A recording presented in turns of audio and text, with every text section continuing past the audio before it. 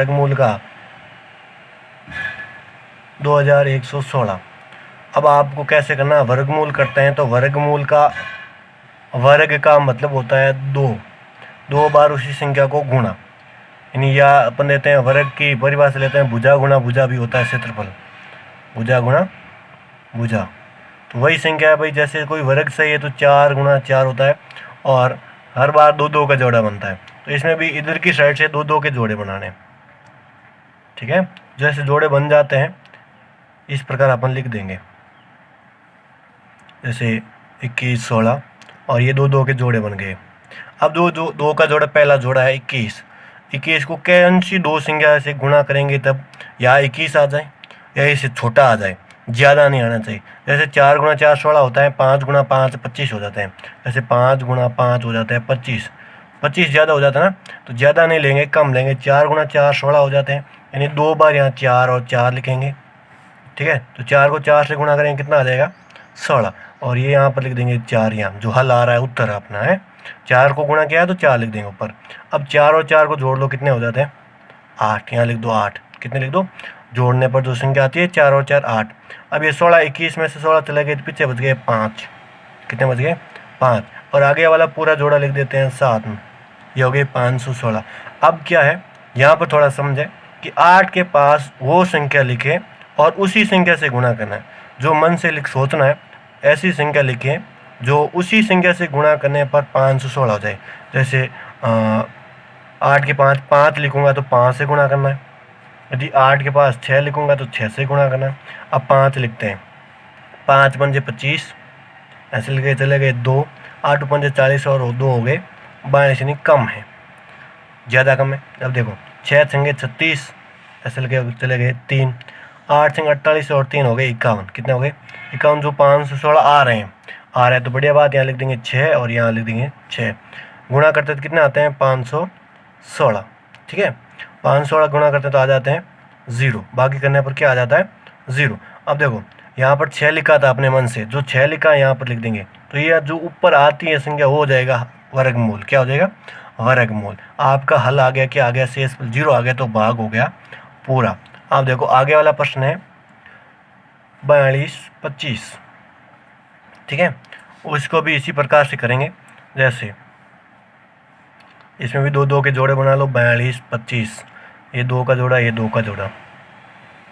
अब देखो यहाँ पर लिखा था हमने 4 को 4 4 लिया था, ये 4 4। उसी प्रकार यहाँ पर भी कोई न कोई संख्या लेते हैं, 5 पंजे 25 हो जाते हैं, 6 छंगे 36, यानी 36 सातों साथी 49 ज़्यादा हो जाते हैं, 6 छंगे 36। ये जो 36 आ रहा है या एक तो हल में लिख देंगे 6, और 6 छंगे हो जाते हैं 36, यानी यहाँ आज लिख देते हैं, गुणा करने पर यहाँ लिख देंगे, और 6 हो गए 12, कितने हो गए 12। 42 में से 36 घटाने, 12 में से 6 चले गए, पीछे बच गए 6, 3 में से 3 गया 0। आगे वाली संख्या है 25, तो यहाँ लिख देंगे 25, यह होगी संख्या 25 625, कितने हो गई 625। अब 12 के पास में ऐसी संख्या लिखो जिसे या तो 625 आ जाए, कितने आ जाए 625। ध्यान रखना यदि 2 का जोड़ा बन रहा है, 2 जोड़े बन रहे हैं तो 2 ही संख्या उतर आएगी, 3 जोड़े बन रहे हैं तो 3 संख्या आएगी। अब 2 जोड़े बन रहे हैं तो 2 ही उतर आएंगे, जैसे 12 आ गए, यहाँ 12 में के पास लिख देते हैं। यहाँ पर इकाई का अंक क्या है 5, तो इकाई का अंक 5 आते ही क्या करते हैं 5 से गुणा करते हैं पहले, क्योंकि 5 पंजे 25 होते हैं, बाकी किसी संख्या का 5 आता नहीं। तो 5 पंजे 25, हासिल का 2, 5 दूनी 10, 10 और 2 12, 2 हासिल का 1, 5 और 1 हो गया 6, यानी 625। ये आ गया 5, यहाँ लिख देते हैं 5 और 5 से गुणा करना है, ठीक है। तो कितने आते थे 625, 625 में 625 गए 0, जो आपका वर्गमूल कितना हो गया 65, कितना हो गया 65। हम करने जा रहे हैं घनमूल और घनफल। सबसे पहले घनफल की बात करें। घनफल क्या चीज़ है कि भाई घनफल का मतलब होता है किसी भी संख्या को 3 बार गुणा, उसी संख्या को उसी संख्या से 3 बार गुणा। जैसे 4 है तो 4 को 4 से और 4 से गुणा करना है, यानी 4 को वापस 4 से ही 3 बार गुणा, 4 गुणा 4 गुणा 4। जैसे 4 को 4 से गुणा करेंगे 16, 16 को 4 से गुणा करेंगे तो 16 चौक 64, यानी 4 का घनफल हो जाता है 64, ठीक है। और घनमूल की बात करें कि भाई 64 का घनमूल कितना होता है, तो होता है 4। ठीक है, अब घनमूल के लिए एक प्रश्न ले रहा हूँ, क्योंकि घनफल तो आराम से अपन गुणा करके कर सकते हैं, और गुणा मैंने आपको आराम से पिछले वाले वीडियो में बताया था कि जो साधारण तरीके से हो सके। एक घनमूल का एक प्रश्न लेता हूँ।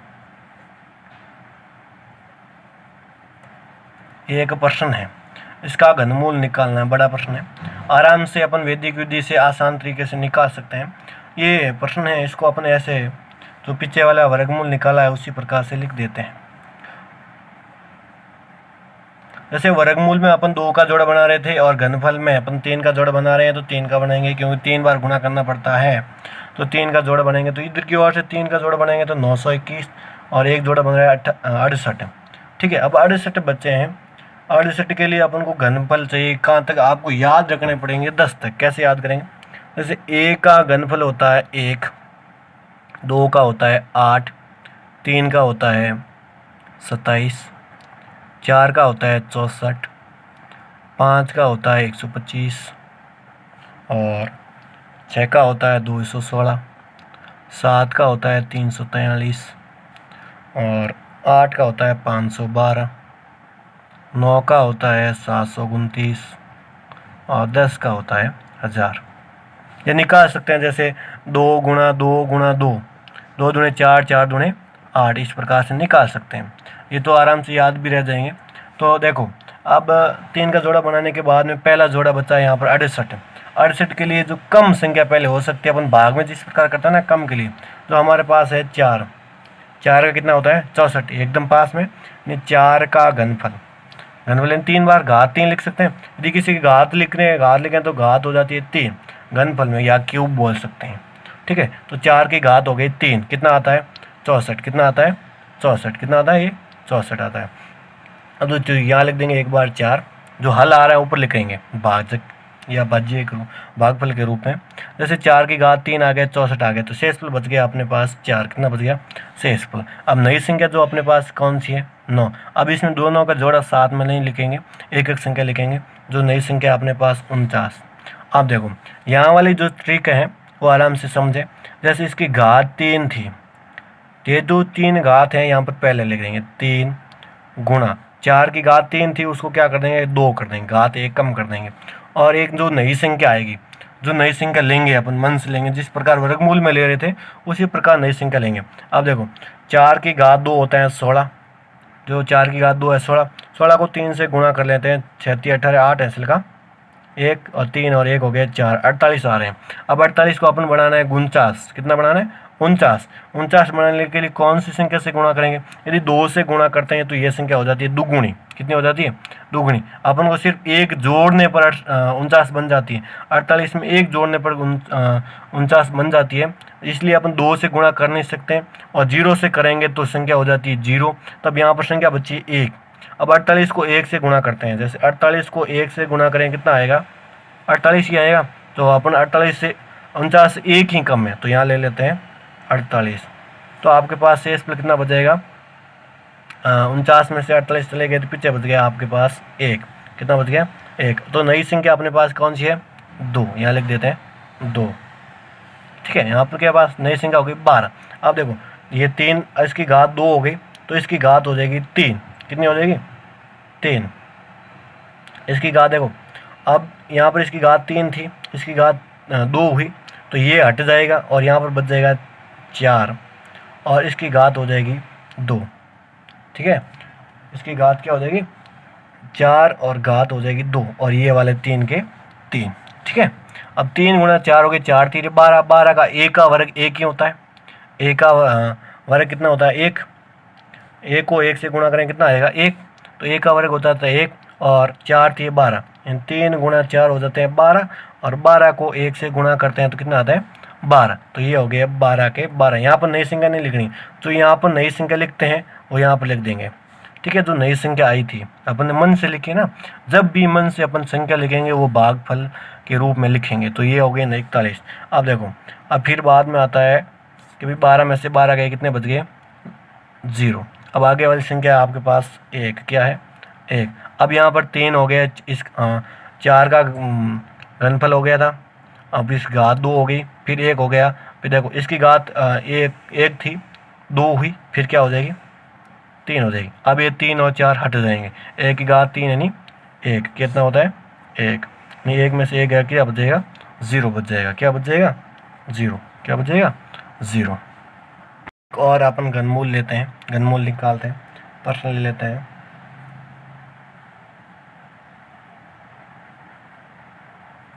ये प्रश्न है, इसका घनमूल निकालना है, क्या निकालना है घनमूल। घनमूल के लिए आपको चाहिए घनफल, क्या चाहिए, ए का घनफल होता है 1, 2 का होता है 8, 3 का होता है 27, 4 का होता है 64, 5 का होता है 125, 6 का होता है 216, 7 का होता है 343, 8 का होता है 512, 9 का होता है 729 और 10 का होता है 1000। घनफल का मतलब 3 बार गुणा करना। और घनमूल ज्ञात कर लेते हैं इस प्रकार से, जो भाग विधि इसे कहते हैं, भाग विधि। यहाँ पर प्रश्न संख्या लिख देते हैं, जो संख्या हमारे पास है वो संख्या लिख देते हैं, ठीक है। अब देखो 3 3 के जोड़े बना लो इधर से। यहाँ पर आपके आ रहे हैं संख्या, पहला जोड़ा है 314 का। अब देखो 314 के लिए सबसे पहले घनफल कौन सी संख्या है, तो 314 से कम है, कौन सी, देखो यहाँ पर 6 की बात करें तो 6 का होता है 216 और 7 का होता है 343। 343 इससे ज़्यादा है, इसलिए 6 का लेते हैं। 6 की घात 3 होता है कितना 216, ठीक है। अब देखो 14 में से 6 गए, पीछे बच गए 8 और 23 में से 21 से चले गए तो पीछे बच गए 9, कितने बच गए 9। आपके पास शेष आ गया 98 और नई संख्या हमारे पास 4 है तो 4 लिख देते हैं। अब देखो जो 6 की घात 3 है तो इसको इस प्रकार लिखेंगे, 3 याद रह जाएंगे, 3 गुणा 6 की घात 3 थी उसकी कर देंगे 2 और एक संख्या अपने मन से लिखेंगे, वो किस प्रकार लिखेंगे भाई 6 की घात 2, 6 की घात 2 का मतलब होता है 6 गुणा 6 जो होते हैं 36। अब यहाँ पर एक 3 और है, कितना है 3, तो 36 को 3 से गुणा कर लेते हैं, 36 18 8 ऐसल का 1 3 3 9 और 1 10, यानी 108 आ रहे हैं आपके पास, कितने आ रहे हैं 108। और आपको लाने कितने हैं, आपको लाने 984, कितने लाने 984। तो इसके पास में 7 लिखते हैं, जैसे 700 लगभग 700 के पास आएगी 108 तो लिखते हैं 7, 7 तो 8 56, असल के 5 ही हो गए 5, 7 ही कम 7 यानी ज़्यादा कम आ रहे हैं तो 8 ले लेते हैं, 8 8 64, असल का 6 यानी 6 के 6, 8 एकम 8, कितने लेते हैं 8 नई संख्या लेते हैं। 8 जो आपके पास आ रही है 864, कितने आ रहे हैं 864, ठीक है। अब 864 लेंगे,